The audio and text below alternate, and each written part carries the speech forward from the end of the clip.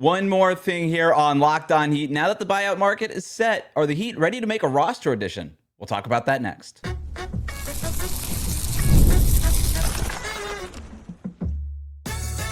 You are Locked On Heat, your daily Miami Heat podcast. Part of the Locked On Podcast Network, your team every day. All right, welcome to Locked On Heat, your daily podcast on the Miami Heat, part of the Locked On Podcast Network, now the #1 sports podcast network.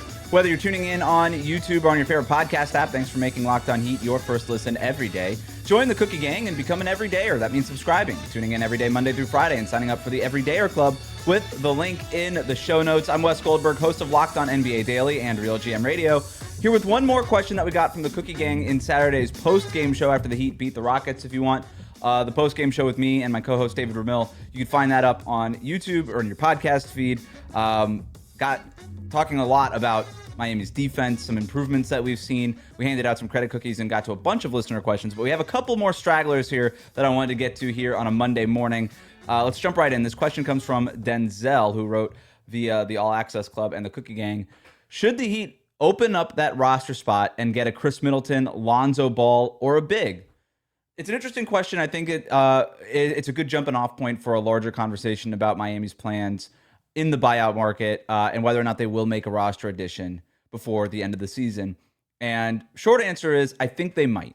All right, so let's jump into what's going on here. So to Denzel's question, the specific names, Chris Middleton, Lonzo Ball, or a big man, since getting this question, Mark Stein reported that Chris Middleton is actually going to stay in Dallas. It had been believed that after he was acquired in the Anthony Davis trade from Washington, that Dallas might look to buy Middleton out, allow Middleton to go explore opportunities with playoff teams. For whatever reason, Chris Middleton decided he's going to stay in Dallas, finish out the season, and make a decision on his future in the summer. So Middleton off the board for the Heat's purposes. Lonzo Ball still out there, right? In terms of a big, not a whole lot of guys out there. Mason Plumlee recently signed. He'd been available for a while, and I don't know that there's a big man who makes a ton of sense right now for the Heat, but we'll get into some of that stuff. The options in terms of the big names on the buyout market right now, Lonzo Ball, to Denzel's question there, is still available. Teams like Golden State and Denver had reportedly showed some interest in him, but he's still out there. Chris Boucher, George Niang, and Tyus Jones. Those are the guys who are really out there. Cole Anthony was reported to be waived, but wasn't waived before March 1st, which was interesting. March 1st is an important day, by the way, because in order to be eligible to participate in the playoffs, players have to be waived or bought out prior to March 1st. You could sign at any point after March 1st, but you have to be waived or bought out before March 1st. That's the NBA rule. So anybody who's waived after March 1st can still sign with the team and play out the regular season, but won't be eligible for the playoffs. So that's an important note here when it comes to the Heat, also potentially. But all those guys, Lonzo, Chris Boucher, George Niang, Tyus Jones, those guys were waived before March 1st. And if they sign at any point, will be eligible to play in the playoffs. And I do think that that's important for the Heat here. Before I tell you which one of those names actually intrigues me the most, probably important to give you an idea of where the Heat's roster stands. They have 15 players under contract on standard roster spots. So they do not have an open roster spot after promoting Myron Gardner from his two-way deal to that full-time 15-man roster spot. So in order to sign a player, they were going to have to waive a player, and that player would obviously be Terry Rozier if they were going to go that route. They're not against waiving Terry Rozier, but it is interesting that they've held on to him for as long as they have. There was a deadline earlier in January where they could have waived him and avoided paying out the additional $1.7 million of guaranteed money on his contract. That became fully guaranteed at the beginning of January. They decided we're just going to keep him. Now, the reasoning for that at that point was because they thought that they might need his expiring contract ahead of the trade deadline. So they decided we'd rather keep his contract on the books in order to potentially build up to a Giannis trade or something like that before the deadline. I think it was the right move then, and unfortunately it just didn't work out for them. Now there's really no rush and no deadline to waive Terry Rozier.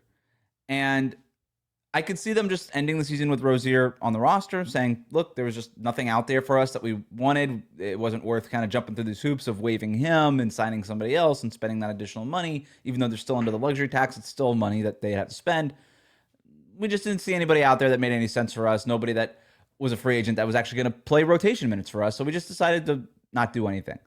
I could see that happening. I could also see them waiving Terry Rozier or making a move closer to the end of the season as they approach the playoffs. And I do think that that's probably what they're waiting for now. First, look, if they were really interested in any of these guys, they would have signed them by now, right? They would have waived Terry Rozier and signed that player already. They're in the middle of a playoff push. Every game is really important. If they really thought that any of these players could help in that playoff push, they would have signed him already. They would have signed him already. So if you're wondering if the Heat are interested in Lonzo Ball, Chris Boucher, George Niang, Tyus Jones, any of these other names, the answer is not enough. Okay? And I don't need to do any reporting to tell you that. That's evident by just their actions. So they're not in love with any of these guys. So that tells you really everything that you need to know about Miami's approach to the buyout market right now. Now, that said, they could like some of these guys, kind of. And strategically, it might make more sense for the Heat to hold on to Rozier for now. If you don't think any of these players are going to walk into a rotation spot and take somebody else's minutes, which is clearly what the Heat feel right now, then it makes a little bit more sense to just wait, get closer to the playoffs, get closer to the postseason, and reevaluate your roster then. Somebody could get hurt. What if this Norm Powell groin injury lingers? He's week to week right now. We don't really know. What if Tyler Hero gets hurt again? If the rib thing acts up again, the foot thing acts up again. We don't really know. What if you lose a big man? What if you lose a wing? If you hold off as long as possible, then it still opens up that opportunity for you to address a need at the last minute. If somebody important in your rotation goes down and you need depth at that spot, at that point, it might make more sense to just wait and then say, okay, right before the postseason starts, let's waive Rozier and then go address that depth and get some insurance for that injury. So I could see them doing something with Terry Rozier, waiving him and signing a player closer to the end of the season as they approach the postseason, either to address a roster need because of an injury that happens between now and then, or the other option, of course, is sign another development deal like they did with Myron Gardner. And those, to me, would be the two options.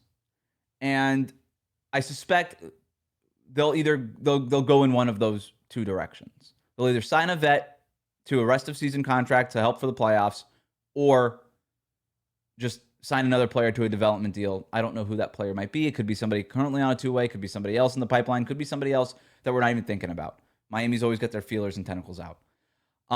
In terms of the names out there that I like, in terms of the buyout guys, the vets, I'll tell you who I like the most. Plus, I have one more question about Kel'el Ware's minutes on the court and why a recent decision by Erik Spoelstra might hint at more minutes for Ware playing alongside Bam Adebayo. We'll talk about that next. Today's One More Thing is brought to you by FanDuel. College basketball is nonstop. Big games, tight spreads, momentum swings every single night. From early tip-offs to late-night West Coast shootouts, there's always action on the board. And now FanDuel is giving you a way to turn that energy into even bigger potential wins with a college basketball parlay profit boost. You can build any college hoops parlay that you want. Rivalry games, ranked matchups, whatever fits my read. You can mix spreads, totals, and player props to match how you see the slate playing out. Then you could apply the profit boost and instantly bump up the potential payout. Look at the odds around your team if they are in season and make a move. Go safe, go bold, ride the team that you've been following all year. It's your parlay, your style, now with more upside than ever. Head to FanDuel.com to get started. That's FanDuel.com. FanDuel, play your game. Welcome back to Locked On Heat. This is One More Thing. If you missed the post-game show of the Heat's win over the Rockets, you can find that up on YouTube or in your podcast feed. Hit that subscribe button on YouTube, like and follow the podcast on your podcast platform. Leave us a 5-star review as well while you're at it.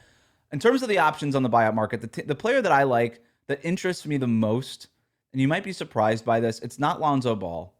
Although I do think that his quick decision-making and passing would be interesting in this fast-paced offense. There are real questions about his knees. There are questions about whether he'll ever play again in the NBA, frankly. And while I'd still lean on the side of yes, probably, I could see Lonzo kind of just taking the rest of the year off, getting healthy, and then reevaluating his situation in the summer, or rather teams reevaluating him over the summer. I don't know that Lonzo is the right fit. If you watched any of him in Cleveland, it was not inspiring, and I don't know why he could come to Miami and take minutes from somebody like Kasparis Jakochonis.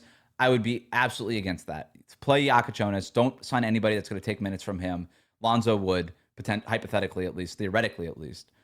So I wouldn't go in that direction. Tyus Jones, no thanks.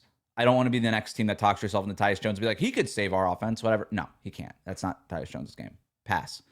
The names that are interesting in terms of the buyout guys, Chris Boucher and George Niang. Those are the guys that are interesting to me. Both are forwards who could play multiple positions. Boucher could play small ball 5 for you in a real pinch, but I honestly don't know if that's a better option than Nikola Jovic at this point. Boucher is not a good rebounder, not a very stout defender, has that lawn chair mentality of kind of folding when he gets hit in the chest under the basket. When he plays the 5, and to be fair, that's not his position, but he's played it before.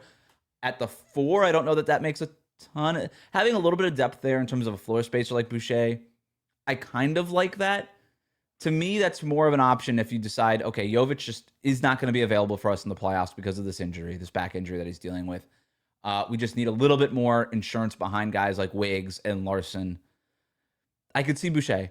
George Niang, he's fallen off after, he was pretty solid for the Sixers and a couple other teams like 3 or 4 years ago. He can at least play a couple spots. He's a good trash talker, good locker room guy. Kind of annoying when he's on the other team, but one of those guys that you kind of end up liking when he's on your team. If I had to go the insurance route in case of injury or just replacement rotation minutes in case of injury, I would go with either Boucher or Niang. I would bring them both in for a workout and see who fits the best in terms of who looks the best conditioning-wise, who's most ready to go for the playoffs. I have another question, though, lingering from the Cookie Gang. This one comes from the Cookie Gang. Thanks again to everybody who submitted questions for the post-game show. You could do that by signing up for the Everydayer Club with the link in the show notes. Question is, do you think Kel'el Ware will be on the court at the end of games now, more from now on? His 10 rebounds and his size made a difference today being the Rockets game. I don't know.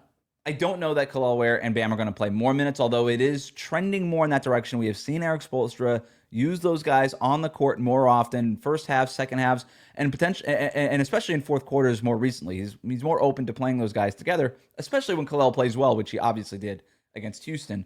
Spo challenged Kel'el Ware during the walkthrough at shoot-around before the Rockets game, and Kel'el Ware responded with a big game. Spo challenged him to match Houston's size and their physicality, and Ware certainly did that. The rebounding to the question was a big part of that, obviously. Here's what's interesting, though, and why I think that a specific decision by Spo might hint at more minutes of Ware and Bam together. Spo used the zone defense with Bam and Ware on the court together in the fourth quarter in that Rockets game. And I thought it was really impactful, very helpful. And we didn't see a ton of that the first, stretch of the season when Ware and Bam were playing together. We didn't see a ton of zone with those two out there. But it was interesting to see Spo use the zone with those guys.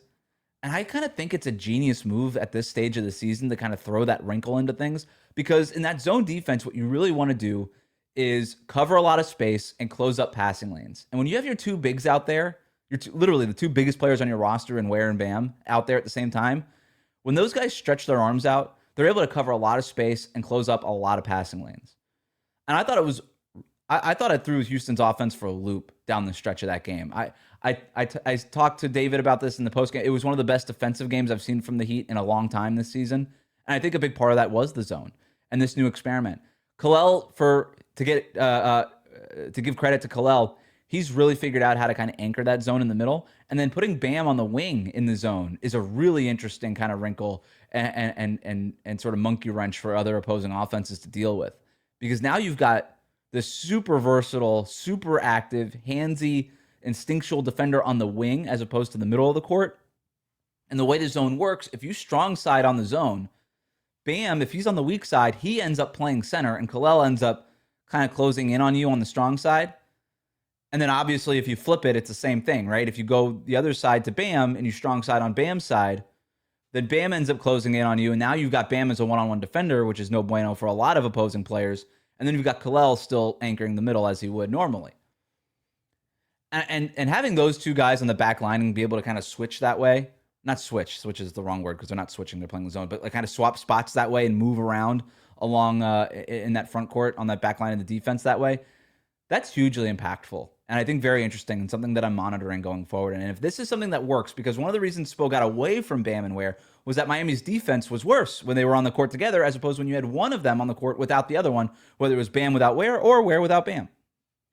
Well, if this zone defense fixes that issue and all of a sudden Miami is able to turn that thing in from a bug to a feature, and all of a sudden now you're getting the benefits of that, and it's tough to rebound in a zone because you're not, bodying a specific player, so boxing out becomes a little bit more complicated. It gets a little bit easier if you just got two of your tallest players on the court.